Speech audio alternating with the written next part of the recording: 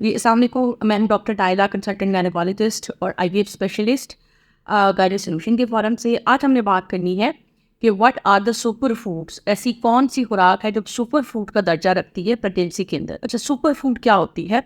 Super food वो food होती है जो कि इंतहाई ज़रूरी होती है। अगर आप इसको खुराक में शामिल नहीं करेंगे तो ये आपकी बॉडी के अंदर जो इसके अंदर ज़रूरी नमकियात, वाइटामिन्स और जो एसेंशियल फैटी एसिड्स है, ये आपकी बॉडी खुद से तैयार करने की काबिलियत नहीं रखती है।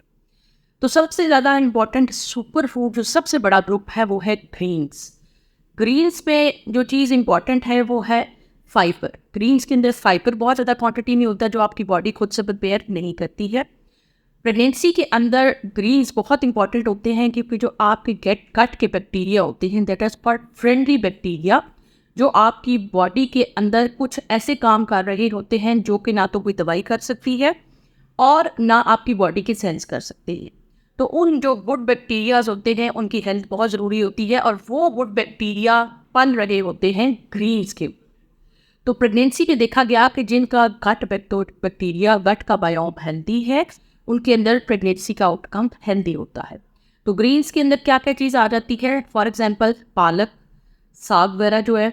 इसके अलावा जितने भी आपके सैलड्स के आइटम्स हैं वो सारे आ जाते हैं। They are very rich in micro nutrients, यानी नमकियात और विटामिन इनके अंदर बहुत ज़्यादा होते हैं और ऑटोमेटिकली इनके अंदर जो होती है वो आयरन हो गया, नमकियात में से कैल्शियम हो गया, इनकी मिकदार काफ़ी ज़्यादा पाई जाती है। तो ये एक ग्रुप हो गया जिसको हम कहते हैं ग्रीन्स। लीफी ग्रीन्स भी हो सकता है या सिंपल हो रहा है। दूसरा जो ग्रुप है जो नॉट रिप्लेसेबल है, दैट इज़ मीट। अब मीट हर तरह का प्रेगनेंसी में इस्तेमाल करने की ज़रूरत नहीं है। मीट बेसिकली जो प्रोटीन का सोर्स होता है, सबसे ज़्यादा रेड मीट, और उसमें भी मटन, लैम्ब का जो आइटम्स हैं दे आर मोर इम्पॉर्टेंट क्योंकि इनके तक आयरन की बहुत हाई क्वांटिटी मौजूद होती है हीम की शक्ल में, और एक ग्लोबल चेन के साथ हीमोग्लोबिन बन जाती है जो कि खून की कैरिंग कैपेसिटी बेहतर करती है। आपने अक्सर देखा होगा कि डॉक्टर प्रेगनेंसी में बार बार HB चेक कर रहे होते हैं, वो यही हीमोग्लोबिन ही होती। तो एक तो ये इंपॉर्टेंट है, रेड जो आपका मीट है उसमें भी मटन और लैम्ब ग्रुप जो है वो ज़्यादा इंपॉर्टेंट है। दूसरा इंपॉर्टेंट ग्रुप है फैटी फिश, जैसे कि सैल्मन्स वगैरह हो गए।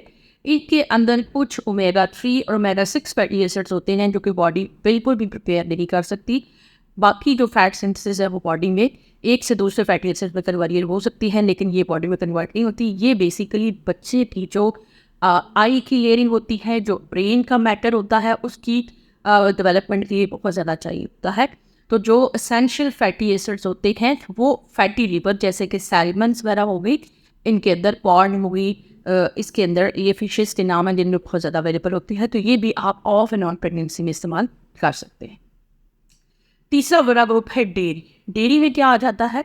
जो आपकी दूध हो गया और दूध से बनने वाली प्रोडक्ट्स, चीज़ का इसमें एलिमेंट है। इसके अंदर आपका योगर्ट आ जाता है और दूध आ जाता है।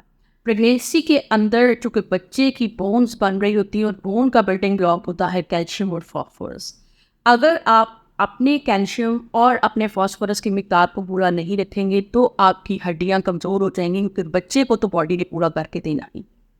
एक बच्चा, 2 बच्चा, 3 बच्चे के बाद आपकी हड्डियों की बस हो जाती है। तो लिहाजा जब आप प्रेग्नेंट हैं तो बहुत तवज्जो दें अपनी डेयरी को इनटेक में।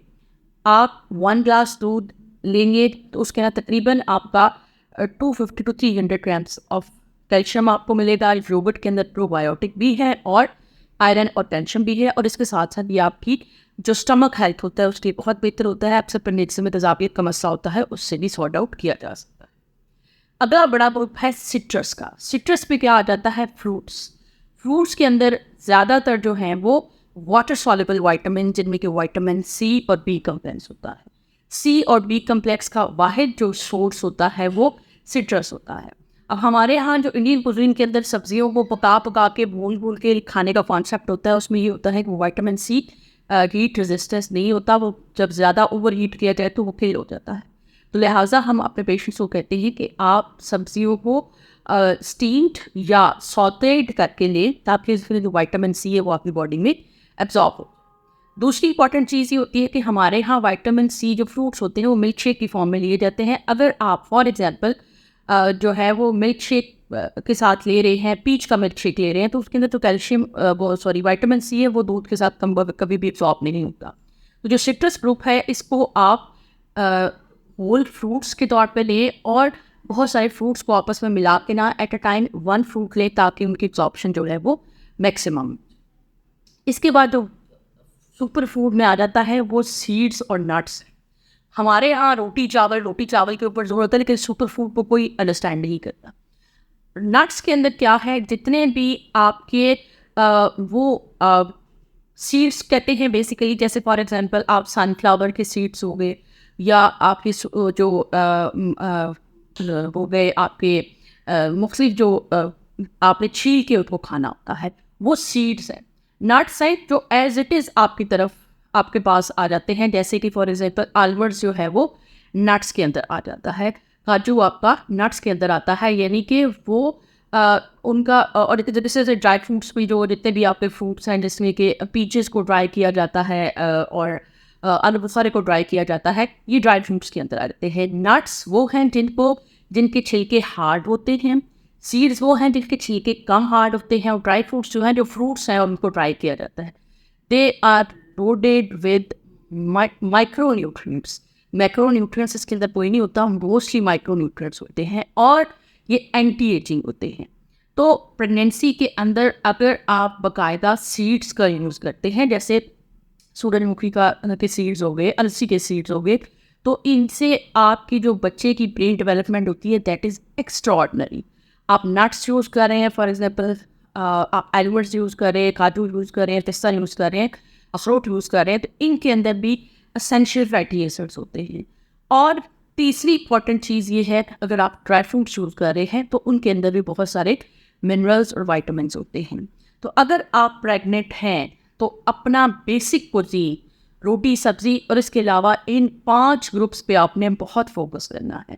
ये आपकी डाइट के अंदर हफ्ते में 3 से 4 दफ़ा ज़रूर शामिल होने चाहिए, क्योंकि इसके अंदर वो चीज़ें हैं जो कि आपकी बॉडी को सिंपल घर के खाने से नहीं मिलेगी, और ना ही जो आप दवाइयाँ मल्टीविटामिन खा रहे हैं उनसे मिलेगी। ये अल्लाह ताला ने सुपर फूड्स के अंदर ही रखे हुए हैं और इनको आपने प्रेगनेंसी में इस्तेमाल करना है। यहाँ पर मैं आपको एक चीज़ बता दूँ कि मैंने, चूँकि मैं बाहर भी काम किया हुआ है, तो मैं वहाँ पे एक चीज़ देखती थी कि जो बाहर के जो बच्चे होते थे, गोरों के जो बच्चे होते थे, उनकी हाइट्स, उनका IQ लेवल बहुत अच्छा होता था। उसकी वजह ये होती थी कि वो अपने बच्चों की फोर्टिफिकेशन फूड जो है वो माँ के पेट से शुरू करते थे।